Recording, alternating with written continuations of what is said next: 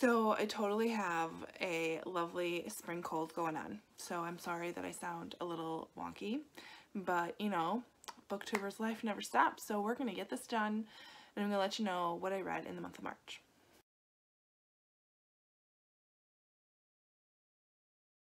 Hey everybody, and welcome to Lindsay's Little Library. Today I'm here to give you my March wrap up.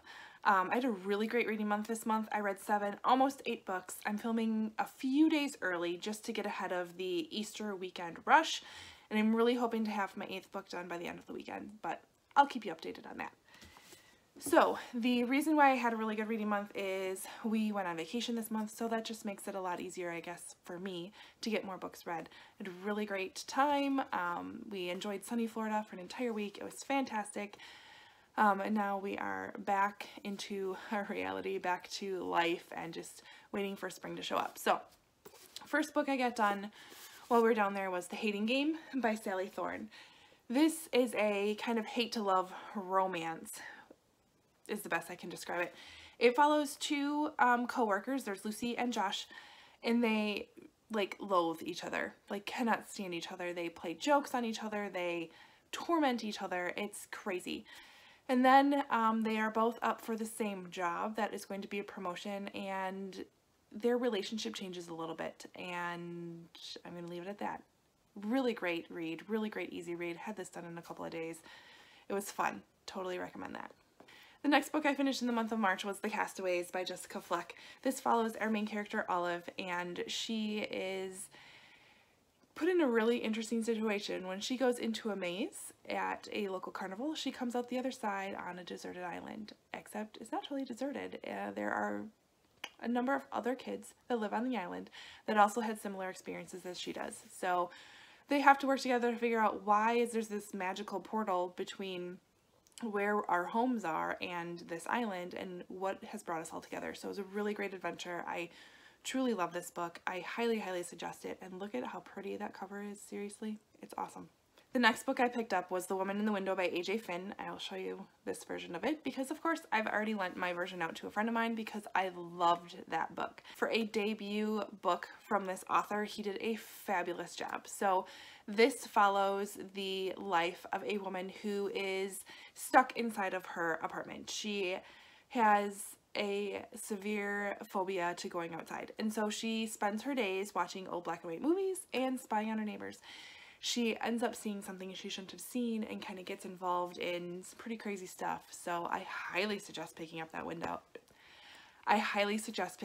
book. Page 309 will blow you away. It's crazy. Love the book. 5 stars all over the place. I followed that up with another 5-star read and finished Kristen Hanna's The Great Alone. This follows a family who moves to Alaska because the father, Ernst, is suffering from some pretty bad PTSD. It's the early 1970s, post-Vietnam War, and they're hoping by going to Alaska that he will kind of get back to the man that they know him to be. Summer in Alaska is great. It is full of life, it is full of adventure, they found a really great town to settle down in and love their neighbors, but then winter in Alaska is a whole nother story. So very good book. Wow, I was worried I would continue to compare this to The Nightingale, which I absolutely adored by Kristen Hanna, like probably one of my top 2 or 3 books of all time. This does not compare to The Nightingale, but this stands alone right next to it. It is fabulous book. Highly suggest picking that up. 5 stars all around. The next book I finished, I did as part of Krista at Books and Jams. She has a reading group on Goodreads, and so I joined along, and they picked Jane Steele by Lindsey to read in the month of March. I really enjoyed this book. It takes a twist on Jane Eyre, which I did not read Jane Eyre, but you don't need to. You get an idea of what it is about. But it follows our main character, Jane, right? Jane Steele, and she becomes a serial killer in a very interesting way. And so you get to follow along with that journey with her, and she is a very interesting character. She is very quirky, she is very likable, yet you kind of want to smack her upside the head and be like, what are you doing? So I loved this book. I think I gave it 4 stars, maybe 5.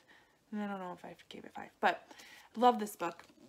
Really enjoy it. It's written a little bit differently, but once I got into it, I completely was sucked in. I love the friendships she made. I love the ending and what she found. It's fabulous. Highly suggest it. Pick this one up. The next book I picked up, I read off of my tablet. It is As Good as True by Cheryl Reed. This was one of Amazon, being an Amazon Prime member, you get a first read or first look at some books every month, and so this was the one I picked for the month of February, maybe January, I'm not sure. So this book follows a woman who is of Arab descent, and she's living in a world, this is like 1950s, and the first African American gets a job through the post office and is allowed to deliver mail to the white side of town.